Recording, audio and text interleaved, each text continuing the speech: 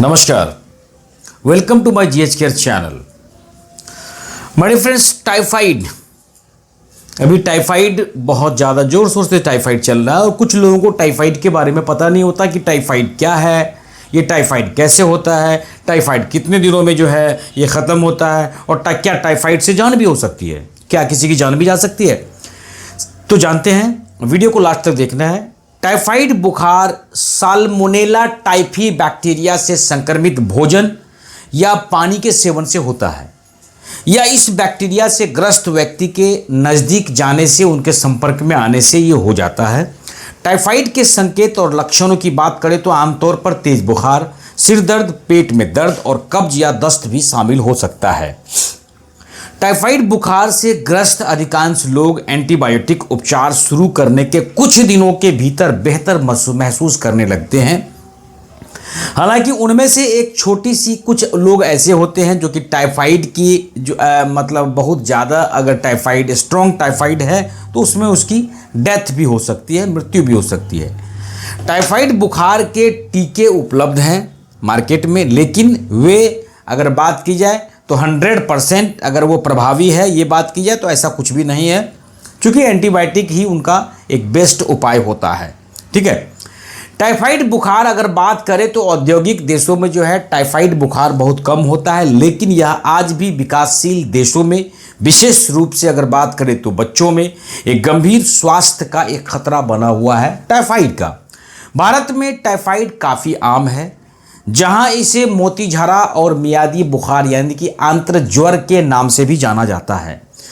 यानी कि WHO, विश्व स्वास्थ्य संगठन के अनुसार दुनिया भर में हर साल तकरीबन 2.1 करोड़ टाइफाइड के मामले होते हैं और 2.22 लाख टाइफाइड से ग्रसित लोगों की मौतें भी होती है। जी हाँ, अब जानते हैं कि मेरे दोस्त की टाइफाइड के लक्षण क्या होते हैं। आमतौर पर टाइफाइड रोग के लक्षण धीरे धीरे विकसित होते हैं। संक्रमण होने के लगभग 1 से 3 सप्ताह के बाद वो जो है उनका धीरे धीरे विकसित होता है। टाइफाइड का शुरुआती लक्षण की अगर बात करें तो एक बार अगर इनका अनुभव हो जाए तो आपको पता चल जाएगा। बुखार जो है शुरुआत में यह कम होता है और फिर रोज धीरे धीरे तेजी से बढ़ता जाता है। संभवतः 104.9 डिग्री फ़ारेनहाइट से लेकर, ठीक है, ये ऊपर भी पहुंच सकता है, यानी कि 40.5 डिग्री सेल्सियस तक भी फीवर यानी कि बुखार पहुंच सकता है। जी हाँ, सिर दर्द भी इसमें बहुत ज़्यादा होगा, कमजोरी और थकान भी ज़्यादा रहेगी, मांसपेशियों में दर्द भी रहेगा, पसीना बहुत ज़्यादा आएगा, सूखी खांसी भी होगी, भूख नहीं लगेगा और वजन आपका धीरे धीरे बिल्कुल घटेगा। पेट दर्द होगी, दस्त या कब्ज की शिकायत, चकत्ते भी हो सकते हैं, पेट में अत्यधिक सूजन भी हो सकता है। ठीक है। अब देखो टाइफाइड के बाद के लक्षण। यदि टाइफाइड का इलाज ना किया जाए तो कुछ लक्षण हो सकते हैं। पहला है प्रलाप हो जाता है, यानी कि टाइफाइड स्टेट, टाइफाइड अवस्था में चली जाना। हाँ, इसी को प्रलाप बोलते हैं, यानी गतिहीन हो जाना, बिल्कुल चलना फूलना जो फिरना होता है, मूवमेंट बिल्कुल नहीं होगा, बेहद अधिक थकान होगी, आधी खुली आंखों के साथ लेटे रहना। जब आप लेटे रहोगे तो आंखें ना तो पूरी खुल पाएगी ना तो आधी, बिल्कुल, ये आपका, इसको प्रलाप बोलते हैं। इसके अलावा घातक जटिलताएं की अगर बात करें तो धीरे धीरे ये विकसित हो सकता है। कुछ लोगों में बुखार के कम होने के 2 सप्ताह के बाद यह लक्षण फिर से वापस लौट सकता है। अब देखो टाइफाइड कैसे फैलता है, इसको भी जानो। टाइफाइड का जीवाणु मनुष्यों के आंतों और रक्त प्रवाह यानी कि ब्लड सर्कुलेशंस में रहता है। यह एक संक्रमित व्यक्ति के मल के सीधे संपर्क में आने से मनुष्यों में धीरे धीरे एक दूसरे से फैलता है। यह संक्रमण हमेशा एक मनुष्य से दूसरे मनुष्य को ही होता है और मनुष्यों तक किसी भी जानवरों से नहीं पहुंचता, ये जान लो आप।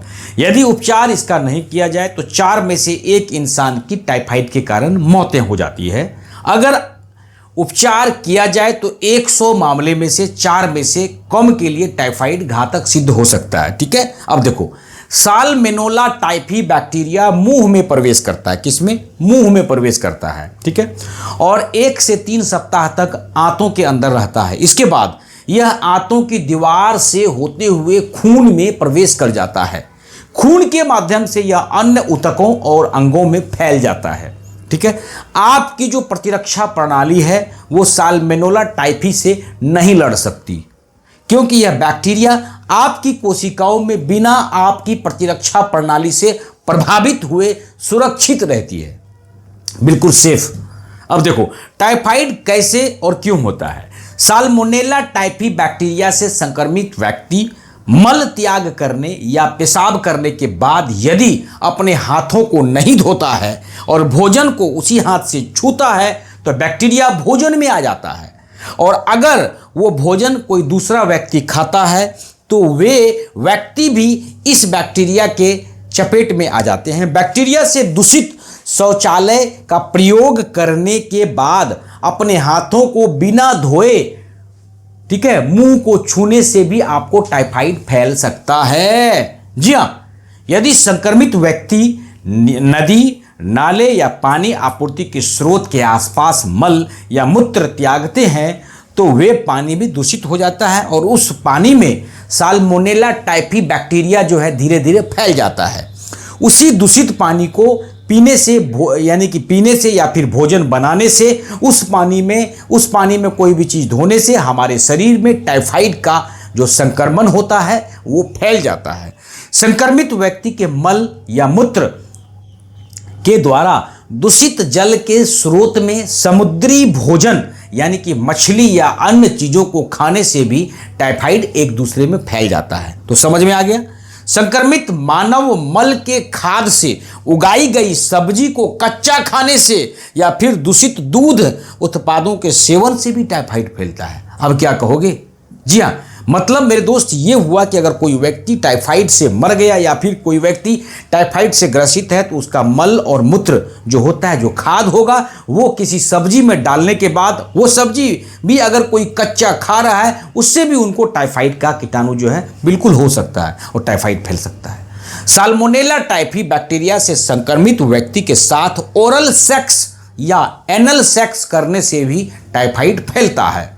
इलाज किए बिना टाइफाइड बुखार से बचने वाले 20 व्यक्तियों में से एक व्यक्ति संक्रमण फैलने के कारण बन सकता है, क्योंकि बिना टाइफाइड के लक्षण के उस व्यक्ति के शरीर में साल्मोनेला टाइफी बैक्टीरिया रहता है और वह अपने मल या मूत्र के माध्यम से इसके संक्रमण को धीरे धीरे एक दूसरे में फैला सकता है। अब देखो, टाइफाइड होने का जोखिम किन्हें सबसे ज़्यादा होता है? यदि आप उन क्षेत्रों में काम करते हैं या यात्रा करते हैं जहां टाइफाइड बुखार बिल्कुल ज़्यादा रहता है, यदि आप साल्मोनेला टाइफी बैक्टीरिया से निपटने वाले सूक्ष्म जीव विज्ञानी के रूप में आप कार्य कर रहे हो, यदि आप किसी व्यक्ति के संपर्क में आ रहे हैं जो व्यक्ति हैं संक्रमित या हाल में ही टाइफाइड बुखार से संक्रमित हो चुका है, ठीक भी हो गया है, फिर भी यदि आप सीवेज द्वारा दूषित पानी पी रहे हैं जिसमें साल्मोनेला टाइफी हो तो वहां पर उन लोगों को ज़्यादा जो है खतरा है टाइफाइड होने का। देखो, टाइफाइड से बचाव क्या है? टाइफाइड होने से कैसे रोका जा सकता है, इनको भी जानना पड़ेगा। कई विकासशील देशों में टाइफाइड से बचाव करने वाले उपायों को थोड़ा सा जो है करने में मुश्किल हो जाता है। जैसे कि बात करें तो सुरक्षित पानी उपलब्ध करवाना, स्वच्छता बनाए रखना और उपयुक्त मेडिकल व्यवस्था करना इत्यादि इत्यादि। इसी वजह से कुछ विशेषज्ञ अधिक मात्रा में टाइफाइड लोगों से बचाव करने के लिए टीकाकरण को ही सबसे अच्छा विकल्प मानते हैं। ठीक है, यदि आप किसी ऐसे क्षेत्र में यात्रा कर रहे हैं, ठीक है, जहां पर टाइफाइड ज़्यादा है तो उस कंडीशंस में टाइफाइड का वैक्सीन, टीका या इंजेक्शन लगवाना चाहिए। वर्तमान में टाइफाइड के 3 टीके हैं, इंजेक्शन है WHO द्वारा जो प्रमाणित किया गया है। टाइफाइड कॉन्जुगेट वैक्सीन यानी कि TCV, ठीक है, ये है। इसे 6 महीनों के बच्चे से लेकर के 45 साल तक के वयस्कों के लिए लाइसेंस प्राप्त है इनको देने के लिए। इसे इंजेक्शन के माध्यम से ही दिया जाता है। उसके बाद है VIPS वैक्सीन, इसे 2 साल या उससे अधिक आयु के व्यक्तियों के लिए इसे मंजूरी दी गई है देने के लिए। इसे भी इंजेक्शन के माध्यम से दिया जाता है। उसके बाद है TY21A वैक्सीन, इसे 6 साल से अधिक उम्र के लोगों के लिए उचित करार दिया गया है। यह कैप्सूल के रूप में भी मार्केट में उपलब्ध है। टाइफाइड के तीनों वैक्सीनों में से टीसीबी को सभी उम्र के व्यक्तियों के लिए बेहतर माना गया है।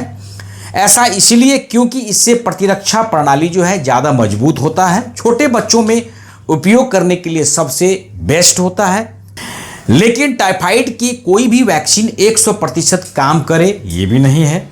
कुछ जरूरी सावधानियां भी बरतनी चाहिए आपको, जैसा कि टीकाकरण से पूरी तरह सुरक्षा नहीं मिल पाती है। इसीलिए मतलब लोग जो होते हैं उनको थोड़ा सा सेव रहना चाहिए, सावधानी बरतना चाहिए। जैसे कि बात करें तो आपको हाथ धोना, गर्म पानी या साबुन के साथ बार बार हाथ धोना संक्रमण से बचाव करने का सबसे बेहतरीन उपायों में से एक उपाय होता है। खाना बनाने व खाने से पहले और टॉयलेट के बाद अपने हाथों को अच्छी तरह से धोना चाहिए। अपने साथ अल्कोहल वाले सैनिटाइजर्स रखें और जहां पर पानी उपलब्ध ना हो इनका उपयोग करें। जी हाँ, उसके बाद है जिन क्षेत्रों में टाइफाइड का खतरा अधिक होता है वहां पर खासतौर पर दूषित पानी की समस्याएं ज़्यादा होती है। इस वजह से हमेशा बोतल या कैन आदि में बंद पानी या अन्य पेय पदार्थ को ही पीना चाहिए, खुला नहीं। कार्बोनेटेड पानी बिना कार्बोनेट किए हुए पानी के मुकाबले सुरक्षित होता है। पीने वाले पानी में बर्फ को बिल्कुल नहीं मिलाना चाहिए। दांतों को ब्रश करने के लिए भी बोतल वाले पानी का इस्तेमाल करें और नहाते समय पानी मुंह के अंदर नहीं जाना चाहिए। अब देखो, कच्चे फलों व सब्जियों को उस समय बिल्कुल ना खाएं, क्योंकि कच्ची खाई जाने वाली सब्जियां और फलों को असुरक्षित पानी में धोया जा सकता है। खासकर ऐसी सब्जियों को ना खाएं जिनका छिलका ना उतर पाए। जैसे बात करें तो सलाद आदि। पूरी तरह से सुरक्षित रहने के लिए आपको कच्ची सब्जियों, फलों व बिना पके खाद्य पदार्थ खाना पूरी तरह से बंद कर मतलब चाहिए उस वक्त, ठीक है। अब देखो, गर्म आहार खाएं। ऐसे खाद्य पदार्थों को ना खाएं जिनको सामान्य तापमान में रखा गया हो या बनाया गया हो। गर्म गर्म ताज़ा पका भोजन ज़्यादा सुरक्षित होता है। वैसे तो किसी भी बड़े से बड़े होटल में भी अच्छा व शुद्ध खाना मिलने की गारंटी नहीं होती है, लेकिन फिर भी सड़क किनारे मिलने वाले भोजन से हमेशा बचना चाहिए। स्ट्रीट फूड से इनका खाना दूषित होने की संभावना सबसे ज़्यादा होती है। अब देखो, अन्य लोगों को संक्रमित करने से बचना चाहिए। यदि आप टाइफाइड बुखार से ठीक हो रहे हैं तो कुछ उपाय की मदद से अन्य लोगों को भी आप से संक्रमित होने से बचाया जा सकता है। जैसे एंटीबायोटिक दवाएं लें। डॉक्टर के बताए जाने के अनुसार अपनी एंटीबायोटिक दवाओं को समय समय पर लेते रहें। यदि आप इलाज पूरी होने से पहले ही स्वस्थ महसूस कर रहे हो फिर भी दवाओं को बीच में नहीं छोड़ना चाहिए, ठीक है। अपने हाथों को नियमित रूप से धोते रहें। अन्य लोगों में टाइफाइड का संक्रमण फैलने से बचाने के लिए नियमित रूप से हाथ को धोते रहना एक बहुत बड़ा महत्वपूर्ण उपाय है। हाथ धोने के लिए साबुन और गर्म पानी का इस्तेमाल करना चाहिए। हाथों को कम से कम 30 सेकेंड तक रगड़कर हाथ धोना चाहिए, खासतौर पर खाना खाने से पहले और टॉयलेट जाने के बाद अपने हाथों को तो जरूर धोना चाहिए, ठीक है। उसके बाद खुद से खाना ना बनाएं। जब तक आप टाइफाइड से संक्रमित हैं तब तक आप किसी अन्य व्यक्तियों के लिए खाना नहीं बनाएं। यदि आप किसी फूड इंडस्ट्री या स्वास्थ्य देखभाल सेवा में काम कर रहे हैं, ठीक है, तो आपको तब तक काम पर नहीं जाना चाहिए जब तक टेस्ट के रिजल्ट में आप पूरी तरह से संक्रमण रहित ना पाए। उसके बाद है टाइफाइड के लिए कौन से टेस्ट किए जाते हैं, इसको भी जानना चाहिए। दूषित खानपान के बाद उनमें मौजूद साल्मोनेला नामक बैक्टीरिया आंत तक पहुंच जाता है। खून में मौजूद सफेद रक्त कोशिकाएं बैक्टीरिया को खून में ले जाती है, जहां वह कई गुना कर देता है उस बैक्टीरिया को। इस समय के दौरान बुखार जैसे लक्षण दिखाई लगते हैं आपको। बैक्टीरिया अब पित्त प्रणाली में आ जाता है और यहां आकर बहुत अधिक मात्रा में कई गुना बढ़ जाता है बैक्टीरिया। इसके बाद बैक्टीरिया आंत के रास्ते होते हुए स्टूल में चले जाते हैं। इनका निदान स्टूल सैंपल द्वारा किया जा सकता है। अगर परीक्षण ठीक से न आवे तो खून के दौरान या फिर यूरिन के सैंपल से भी इसका जांच किया जा सकता है। टाइफाइड का इलाज क्या है? एंटीबायोटिक दवाएं। टाइफाइड बुखार के इलाज में एंटीबायोटिक दवाओं का सेवन ही एकमात्र उपाय होता है। जी हाँ, देखो एंटीबायोटिक्स में कौन सी दवा आप जो है उपयोग कर सकते हो? सिप्रोफ्लोक्सासिन, ठीक है, ये दवा जो है आप टाइफाइड में ले सकते हो, लेकिन यह दवा गर्भवती महिलाओं को बिल्कुल नहीं देना चाहिए। उसके बाद है सेफ्ट्रेक्सोन। यह एंटीबायोटिक दवाएं इंजेक्शंस के रूप में उपलब्ध है, इंजेक्शंस के द्वारा लोगों को दी जाती है, जिन्हें सिप्रोफ्लोक्सासिन नहीं दिया जा सकता है, जैसे कि छोटे बच्चों। तो छोटे बच्चों को सिप्रोफ्लोक्सासिन ना दें, उनको सिर्फ सेफ्ट्रेक्सोन दे सकते हैं। जी हाँ, इन दवाओं के दुष्प्रभाव भी हो सकते हैं, लंबे समय तक इस्तेमाल करने से इनका प्रभाव जो है धीरे धीरे खत्म हो जाता है। अन्य इलाज की बात करें तो तरल पदार्थ को ही सेवन करना चाहिए। लंबे समय तक रहने वाले बुखार और दस्त के कारण होने वाले निर्जलीकरण यानी कि पानी की कमी से आपको बचाएगा। अगर आप गंभीर रूप से पानी की कमी से जूझ रहे हैं तो आपको नसों के द्वारा लिक्विड यानी कि पानी को आपको चढ़ाना पड़ सकता है, फ्लूइड्स को। जी हाँ, उसके बाद है सर्जरी। अगर आपकी आंत में छेद हो गए हैं तो उन्हें ऑपरेशन से ठीक किया जाएगा। टाइफाइड बुखार के अधिकांश मामलों का इलाज एंटीबायोटिक दवाओं के जरिए ही किया जाता है, लेकिन अस्पताल में भर्ती होने की आवश्यकता पड़ सकती है यदि हालत गंभीर हो तब। अब देखो, टाइफाइड लोगों ने को दिमाग में होगा टाइफाइड कितने दिनों में ठीक होता है। यदि टाइफाइड बुखार का पता शुरुआती चरण में चल जाता है तो आपको एंटीबायोटिक दवाओं को लेना चाहिए डॉक्टर के अनुसार। अधिकांश लोगों को 7 से 14 दिनों में इन्हें लेने की आवश्यकता होती है, ठीक हो जाता है। एंटीबायोटिक लेने के 2 से 3 दिनों के भीतर आपके लक्षणों में सुधार भी होना शुरू हो जाएगा, लेकिन यह बहुत महत्वपूर्ण होता है कि आप एंटीबायोटिक्स दवाओं का पूरा कोर्स खत्म करें ताकि आपके शरीर से बैक्टीरिया पूरी तरह से नष्ट हो जाए। कुछ लोगों को एंटीबायोटिक्स का पूरा कोर्स करने के बाद भी टाइफाइड बुखार दोबारा हो जाता है। इन मामलों में मेरे दोस्त आमतौर पर एंटीबायोटिक उपचार समाप्त होने के 1 सप्ताह बाद लक्षण फिर से दोबारा वापस आ सकता है। दूसरी बार अगर टाइफाइड हो तो आमतौर पर वो हल्के होते हैं, पहली बार की तुलना में कम समय तक ही रहेगा ये, लेकिन आमतौर पर दूसरी बार भी एंटीबायोटिक दवाओं के साथ उपचार करना तो आवश्यक हो जाता है। देखो, टाइफाइड आपके लक्षण खत्म होने के बाद आपको एक और स्टूल टेस्ट करवाने को मतलब करना चाहिए, ताकि आपको आपके स्टूल के अंदर जो है साल्मोनेला टाइफी बैक्टीरिया मौजूद है या नहीं। ठीक है, यदि आप टाइफाइड संक्रमण से ग्रसित हैं तो सही मायने में आपके शरीर से पूरी तरह से उसका जीवाणु जो है, उसका कीटाणु जो है ख़त्म हुआ है कि नहीं, इसको भी देखना चाहिए। तो इसके लिए आपको क्या करना चाहिए कि ठीक होने के बाद भी आपको टेस्ट करवाना चाहिए, ठीक है, जब तक कि ये साबित ना हो जाए कि पूरी तरह से उसका बैक्टीरिया ख़त्म हो गया हो। ठीक है, इसी तरह की तमाम अच्छी वीडियोस आपको जीएच केयर चैनल पे ही मिलेगा। सो प्लीज़ गाइस, जिसने मेरे चैनल को सब्सक्राइब्स नहीं किए हैं वो चैनल को सब्सक्राइब्स करो और बेल आइकन का बटन जो है उसको इसलिए दबाओ ताकि अगले आने वाले वीडियोस का नोटिफिकेशन सबसे पहले आपको मिलेगा। तब तक हमारे वीडियोस पर बने रहिए, मस्त रहिए और खुश रहिए। जय हिंद, जय भारत।